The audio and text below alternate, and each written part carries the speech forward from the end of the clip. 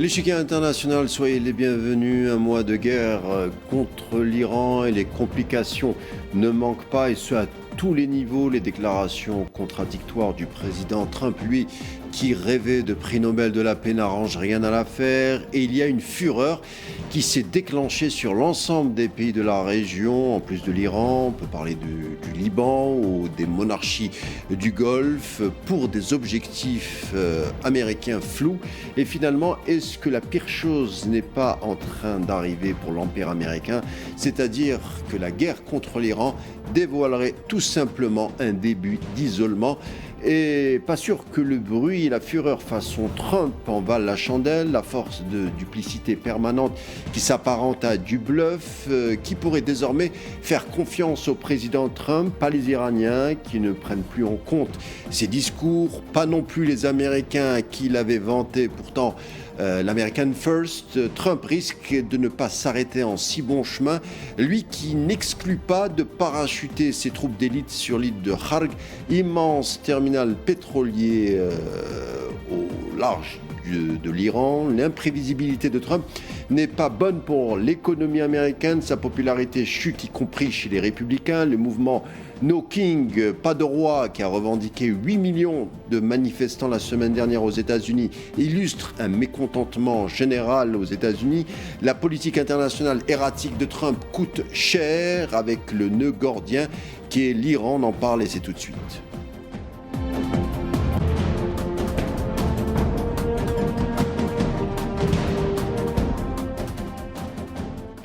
D'aucuns disent que la guerre contre l'Iran a été mal préparée par les Américains, enfin surtout l'administration Trump, car on sait que beaucoup de gradés militaires n'y voyaient pas une telle confrontation d'un bon œil. Et au vu des derniers événements, est-ce que les États-Unis sont tout simplement en train de perdre cette guerre? On en parlera de cet aspect, bien d'autre chose, avec Leslie Varenne. Bonsoir. Bonsoir. Spécialiste des relations internationales, directrice de l'IVERIS, c'est l'Institut de veille et des études des relations internationales et stratégiques basé à Paris. Encore une fois, bienvenue. Merci, bienvenue merci à vous aussi. Leslie Varenne, alors Trump revendique d'appliquer, on le connaît, une logique de négociation même en temps de guerre. On connaît un peu l'animal, on sait sa manière de faire, on connaît son principe, il n'a pas changé, il maximise le rapport de force pour forcer l'adversaire à revenir à la table. Sauf que cet adversaire, en l'occurrence, se nomme l'Iran, sur qui la pression ne semble pas marcher. Vous, la spécialiste des relations internationales, la situation, même pour vous, en tant qu'observatrice, est inédite. Des Américains qui ne semblent pas avoir toutes les cartes en main.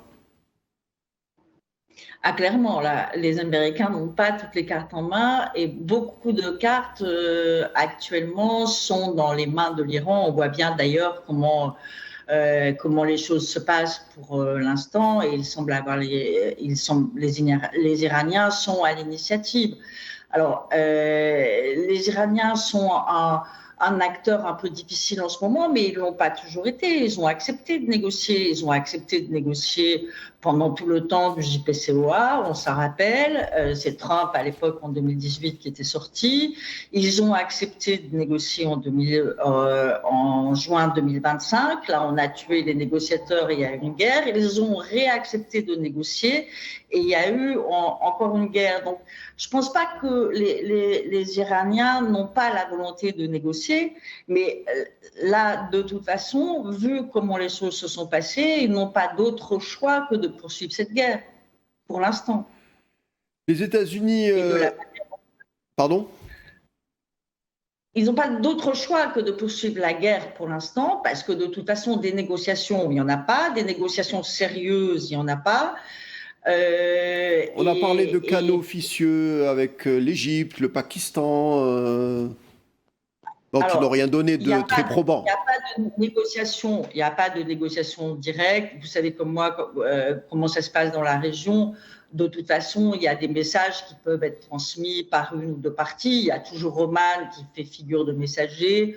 Là, le Pakistan aurait essayé, mais de toute façon, la situation est totalement bloquée à ce jour. Et elle est bloquée essentiellement, pour l'instant, elle est bloquée pour Trump. Pour l'instant, l'impasse est américaine. Parce qu'on voit bien que Trump n'a pas envie d'y aller, mais qu'en même temps, il ne peut pas perdre la face. Donc, il est obligé de continuer à surenchérir. Et puis derrière, vous avez un autre acteur qui s'appelle Israël et qui, lui, a des objectifs de guerre beaucoup plus précis que les Américains. Et pour Israël, la guerre se passe pas si mal, puisque eux, ils cherchent la fragmentation de l'Iran, la destruction de tous les biens iraniens, des infrastructures, de tout ce qui est non seulement nucléaire, mais aussi technologique, etc. Donc, pour l'instant, Israël, en détruisant l'Iran, comme on l'a vu ces derniers jours, c'est-à-dire en détruisant les infrastructures civiles, les ponts, l'Institut Pasteur, les universités, ça convient à Israël, mais ça ne convient pas à Trump, qui est vraiment pris dans un piège dont il n'arrive plus à se sortir. Vous le dites vous-même, hein, les États-Unis seraient isolés. On se rappelle, le président à l'époque Obama avait servi à redorer un peu l'image de l'Amérique après les années Bush et ses croisades, toujours au Moyen-Orient, hein, déjà à l'époque, hein, même avant. En tout cas, au-delà des midterms, c'est même au-delà des 2 ans de mandat qui restent pour Trump à la Maison-Blanche. On a l'impression, enfin les Américains, c'est des débats actuellement à travers les journaux américains, est-ce que la diplomatie américaine dans la région ne serait pas entachée pour très longtemps? Est-ce que Trump n'a pas commis non pas une erreur, mais une faute face à l'histoire? Il a commis des erreurs et une faute majeure qui, à mon sens, était d'entrer dans cette coalition avec Israël. Parce qu'en entrant dans la coalition avec Israël, il inscrit cette guerre dans la continuité de la guerre de Gaza. Et donc, il faut quand même, on a passé 2 ans tous ensemble, quand je dis tous ensemble, c'est tous les habitants de la planète, à suivre presque en live toutes les souffrances des Palestiniens. Ça a laissé des traces profondes, et pas seulement dans les pays arabes, hein, et dans les pays arabo-musulmans, ça a laissé des traces profondes. Donc, commencer cette guerre dans la foulée de la guerre à Gaza avec Israël, il a perdu la majorité de la population mondiale, qui était bien évidemment contre ce qui se passait à Gaza et contre Israël. Et ce que je remarque, moi, c'est que maintenant, dans les pays arabes, mais moi je travaille beaucoup sur l'Afrique, et je le vois aussi en Afrique, les gens ne sont pas seulement contre Israël, ils sont pro-iraniens, parce qu'ils estiment, et les Iraniens jouent bien sûr de ça, mais ils estiment que les Iraniens sont en train de redresser les torts. Chaque fois qu'il y a des bombardements qui se passent sur Tel Aviv, c'est vécu comme une sorte de vengeance. Donc là, la population est en train pro-iranienne. C'est ça qui est intéressant à regarder. C'est plus seulement on est contre Israël et contre ce que fait Israël. Donc là, Trump a fait revenir l'Amérique 20 ans en arrière avec la même détestation du même niveau que celle qui existait sous George Bush. Ils ont mis des années à essayer de s'en défaire et là, on est retourné dans un moment comme ça. Ça, c'est la première grande défaite de Trump en s'engageant dans cette affaire. Après, il y a eu bien sûr d'autres erreurs. C'est que je pense que les Israéliens lui avaient donné de mauvais renseignements et qu'ils ne comptaient pas partir pour une guerre longue. Ils pensaient qu'il allait arriver, qu'il allait tuer le guide suprême et quelques-uns, et puis que la guerre allait se finir en quelques jours parce que le peuple allait se lever et puis il y aurait eu un changement de régime très pro-américain, etc. Mais ça se voit dans les films à Hollywood, c'est pas dans la réalité. Donc c'est la deuxième erreur qu'il a faite. Après, en ce moment, on dit beaucoup, les experts parlent beaucoup, ils ont sous-estimé les capacités des Iraniens. Mais je ne comprends pas qu'on puisse dire ça. pendant la guerre des 12 jours de 2025, on avait vu les capacités des Iraniens. Simplement, les Iraniens, en 2025, ils n'avaient pas poussé au bout. Ils essayaient justement de se laisser des marges de manœuvre pour pouvoir laisser tout le monde se retirer, laisser l'histoire se terminer. Donc, ils n'avaient pas mis toutes leurs capacités, mais on a bien vu qu'ils étaient capables de lancer des missiles, qu'ils étaient capables de toucher Tel Aviv. On savait qu'ils pouvaient fermer le détroit d'Ormuz. Il n'y a aucune surprise dans la capacité des Iraniens. Aujourd'hui, je me demande même pourquoi les gens disent on n'avait pas évalué. Alors, si les diplomates et les espions, enfin les renseignements américains n'avaient pas évalué ça, c'est grave. Et c'est grave aussi pour Israël s'ils ne l'avaient pas évalué non plus. Leslie Warren, comment vous expliquez qu'il y a toujours eu une impasse stratégique à lire l'Iran de la part des Américains en 79 avec la révolution de Khomeini? Les Américains pensaient que ça allait durer quelques mois et puis il y aurait une espèce de retour au concret et donc l'imam lui-même partirait, lui et son cercle et avec aussi son organigramme politique, on va dire les choses comme ça. Avec les sanctions, les Américains se sont dit sur des années, ce peuple ne va pas tenir, donc forcément ils vont faire une révolution pour se débarrasser de leurs représentants. Fin décembre, on a aussi fomenté quelques échauffourées avec des services de renseignement, le Mossad, pour ne pas le nommer, on le sait avec des preuves d'ailleurs données par le New York Times il y a quelques jours. Ça n'a pas marché. Cette fois-ci, on bombarde, on se rend compte quand même, on découvre une mosaïque qui est illustrée par l'organigramme politique de l'Iran qui est très complexe avec des gardiens de la révolution qui sont solides. On a toujours fait une impasse stratégique quant à la lecture de l'Iran. Comment vous l'expliquez? De la part des Américains, bien entendu. J'ose pas le dire. Allez-y, on est entre nous. On est entre nous, Leslie Warren. Je l'explique parce que je pense qu'il y a une incapacité à penser que ce qui n'est pas occidental peut être brillant. Oui, écoutez, c'est l'altérité, on ne pense pas à l'autre. L'autre est nié. On ne pense pas à l'autre. Et on ne pense pas que un non-occidental peut avoir des stratégies brillantes, et pourtant, ils l'ont payé cher au Vietnam. Même en Afghanistan et en Irak. Oui, mais là, c'est quand même différent, parce que si vous regardez, c'est différent avec l'Irak et l'Afghanistan, parce que si vous regardez la manière dont se passe ce conflit depuis un mois, les Iraniens on a vraiment l'impression que les Iraniens déplacent leurs pions les uns après les autres, concomitamment, militairement et politiquement, ils déplacent leurs pions d'une manière très agencée et il n'y a rien qui les fait dévier de leur route. Enfin, c'est pas... quand ils dévient, ils s'adaptent tout de suite. Eux-mêmes ont dit qu'ils étaient assez subjugués par la façon dont les Américains ne s'adaptaient pas à cette guerre. Mais eux s'adaptent et ils dévoilent leurs plans. Par exemple, ils continuent leur guerre, mais ils ont dévoilé leurs plans pour le détroit d'Ormuz, ils ont fait un projet. Le transit par Ormuz aura un droit de péage. Ce péage sera payé en rial.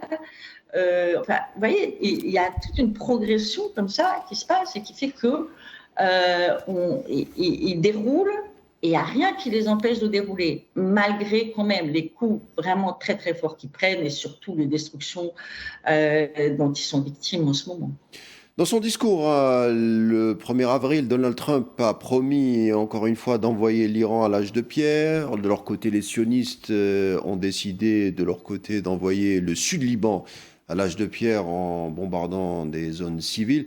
Sauf que cette fois, pour Trump et l'entité sioniste, les agressés rendent coup pour coup. Vous avez parlé tout à l'heure du lien qu'il y aurait avec le génocide à Gaza, ou peut-être les peuples de la région, même les peuples du monde entier, ont compris que le droit international était dépassé et que seule la résistance pourrait faire la différence. C'est ce qu'on voit aujourd'hui. Alors, c'est vrai que, et là où je suis surprise quand même, vraiment, c'est de voir que les États-Unis adoptent les méthodes israéliennes. Parce que, bon, les États-Unis, on sait comment les États-Unis ont fait la guerre jusqu'à présent, mais là, ils adoptent toutes les méthodes israéliennes et on voit se reproduire le scénario gazaoui, on le voit se reproduire au Liban actuellement, mais là c'est Israël, mais on le voit aussi se reproduire en Iran, à se demander même qui prend les décisions de frappe de cible, parce qu'on voit que systématiquement, tous les centres de santé sont visés, les universités sont visées. Il y a cette méthode absolument qui a été utilisée à Gaza et qu'on voit arriver en Iran, c'est la deuxième fois. Vous vous souvenez les jeunes écolières de Minab, Mina, bien sûr. quand il y a 60 morts. 165 fillettes qui sont mortes après un tomahawk. Il y a eu une double frappe. Ces doubles frappes, on les a vues. Alors, moi, je les ai vues pour la première fois à Gaza. C'est-à-dire qu'ils frappent et 1 heure après, quand les sauveteurs sont sur place, qu'ils essayent de sauver les survivants qui sont sous les décombres, il y a une autre frappe qui tue les survivants et qui tue les secouristes. Et là, on l'a vu de la part des États-Unis lors de la frappe de Minab, et on vient de le revoir là sur la frappe du pont de Karaj. Et ça, je trouve ça mais vraiment très impressionnant de voir que les États-Unis reprennent les méthodes israéliennes, ne font pas attention aux centres de santé, ne font pas attention aux civils, frappent les infrastructures civiles et font des doubles frappes. Ça, pour moi, c'est vraiment la loi de la force, comme dit Trump, la paix par la force, mais c'est aussi des méthodes où personne ne peut plus les suivre. Alors Trump optait pour un changement de régime du côté iranien, mais il semble qu'il y ait un changement de régime du côté de Washington avec l'équipe de Trump qui commence à ressembler à l'administration Nixon à l'époque du Watergate, avec des démissions en cascade, des licenciements qui se produisent presque quotidiennement. On a vu le cas, par exemple, de Pam Bondi, la responsable de la justice. On dit qu'il y aurait un lien avec le dossier Epstein. Il y a également le chef d'état-major de l'armée américaine qui a également démissionné. En tout et pour tout, il y a eu 12 généraux qui ont démissionné depuis que Trump est arrivé à la Maison-Blanche. C'est jamais de très bon augure d'être en porte-à-faux avec le Pentagone, surtout quand il s'agit de la première puissance militaire mondiale. Non, mais ça, c'est la preuve que tout va mal. Parce qu'on ne change pas une équipe qui gagne. Donc là, si on en est à changer autant de personnes dans la hiérarchie militaire, c'est qu'il y a un problème. Je pense qu'il y a eu des démissions parce qu'il y avait des désaccords trop au sol ou pas trop au sol, mais il n'empêche. Vous savez ce qu'on dit aussi, hein, on dit la victoire a son père, mais la défaite est orpheline. Donc là, en ce moment, et ça se tire dans les pattes, il y en a qui doivent vouloir quitter le bateau, il y en a... voilà, je pense que ça est révélateur de la défaite cuisante que les États-Unis sont en train de vivre en ce moment en Iran. Et qu'on n'est plus dans l'euphorie, vous vous souvenez de l'euphorie de la victoire de Trump, où ils allaient révolutionner l'Amérique et le monde, et là on n'est plus du tout là-dedans. Donc toutes ces... alors après, il y a aussi des rivalités internes, je pense qu'il y a beaucoup de rivalités internes avec les gens du camp MAGA comme J.D. Vance, par exemple, qui n'étaient pas pour cette guerre, et Tulsi Gabbard, ce clan-là, et puis les Faucons, Exet, Rubio. Donc, vous devez avoir des généraux qui sont du côté de Vance, vous devez avoir d'autres généraux qui sont du côté de Rubio, et tout ça montre un peu le micmac qu'il y a, mais il est révélateur de la défaite qu'est en train de vivre l'Amérique en ce moment. Je ne pense pas qu'il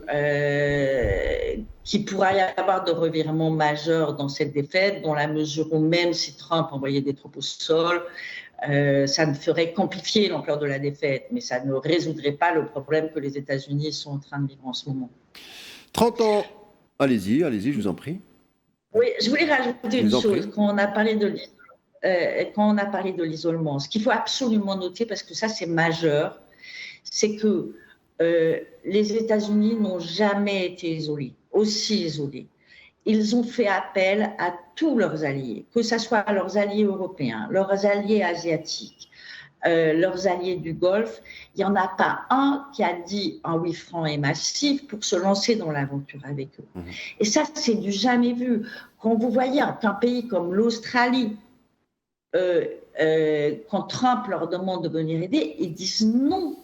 Clairement, avec l'Espagne, c'est les seuls qui ont dit non, clairement.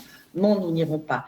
Les autres, on le voyait pour ne pas se confronter directement à la Maison-Blanche, mais personne n'y a été. Et ça, c'est, je dirais presque que c'est historique. Et c'est vraiment à noter, parce que ni la Corée du Sud, ni le Japon, ni l'Angleterre, bon, la France, elle n'y était pas allée en 2003, mais c'est un peu différent. Mais là, des pays comme l'Australie, l'Angleterre qui disent non, c'est un moment historique quand même. Hein. Surtout... Et ça signe leur isolement et ça signe combien... En effet, surtout l'Angleterre, hein, qui a été connue jusqu'à il n'y a pas très longtemps comme étant le porte-avions des États-Unis d'Amérique, non seulement en Europe, mais même au Moyen-Orient. Est-ce que Lisli Varenne est avec nous ? Très bien. Lisli Varenne, 30 ans de négociations, l'Iran n'a rien obtenu de concret, 30 jours de confrontation militaire, le pétrole iranien n'est plus sous sanction, il y a un contrôle total affirmé sur les détroits d'Ormuz, cela crée une chronologie même pour même du côté iranien où les conservateurs militaristes dirigeraient l'Iran indéfiniment puisque la séquence présente leur donne raison. Je ne sais pas ce que vous appelez les conservateurs militaristes, mais les conservateurs iraniens. C'est-à-dire qu'on sait qu'au sein de l'organigramme militaire iranien, il y avait les réformistes iraniens, et puis il y avait certains qui étaient sur la ligne dure, où ils disaient qu'il ne fallait pas du tout négocier sur le nucléaire iranien. Cette fois-ci, cette séquence leur donne raison. Cette séquence leur donne raison, comme la séquence d'ailleurs, comme la séquence de 2018 quand Trump avait quitté le JPCOA, leur avait donné raison. Moi, je me souviens en 2019, tout le monde disait à ceux qu'on appelle les réformistes, vous voyez bien, on ne peut pas leur faire confiance, on a rempli absolument tout ce qu'on nous avait demandé, toutes les conditions, et on n'a rien vu, etc. Donc là, bien sûr que ça donne raison aux plus radicaux du régime. Mais de toute façon, à un moment donné, pour les Iraniens, je pense que cette situation n'était plus tenable. Parce que ça faisait 15 ans de négociations, ça fait 40 ans de sanctions, d'embargo. À un moment donné, c'est un pays qui a envie d'aller de l'avant, c'est un pays qui a envie de vivre, et il fallait, alors pour le coup, pour eux, couper ce nœud gordien. Et au fond, cette guerre, ils ne la voulaient pas, mais elle leur permet d'espérer pouvoir repartir à zéro. Lisli Varenne, dernière question. On a fait beaucoup de rapprochements, de comparaisons, de parallèles entre Trump et des présidents américains. On le compare avec Jimmy Carter, avec peut-être une plausible impeachment avec Richard Nixon en 1974. Vous le comparez à Bush.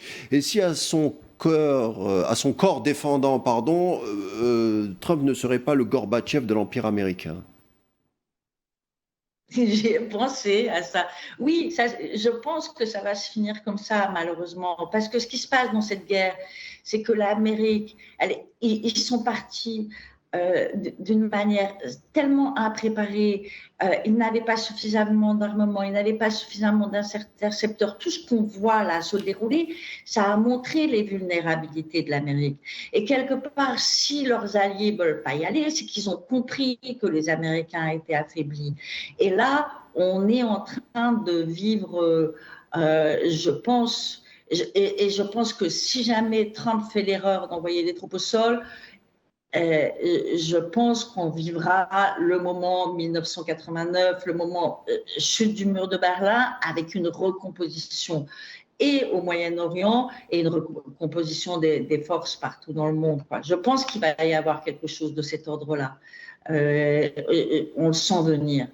Merci beaucoup, Leslie Varenne, spécialiste des relations internationales, directrice de l'IVERIS, l'Institut de veille des études des relations internationales et stratégiques basé à Paris. Merci pour vos explications et vos éléments d'analyse. Je vous dis à bientôt. À bientôt, merci beaucoup. Bonne soirée. Bonne soirée. L'échiquier international se conclura ici. Merci de nous avoir prêté attention. Bonne suite des programmes sur Al24 News et on se dit à demain.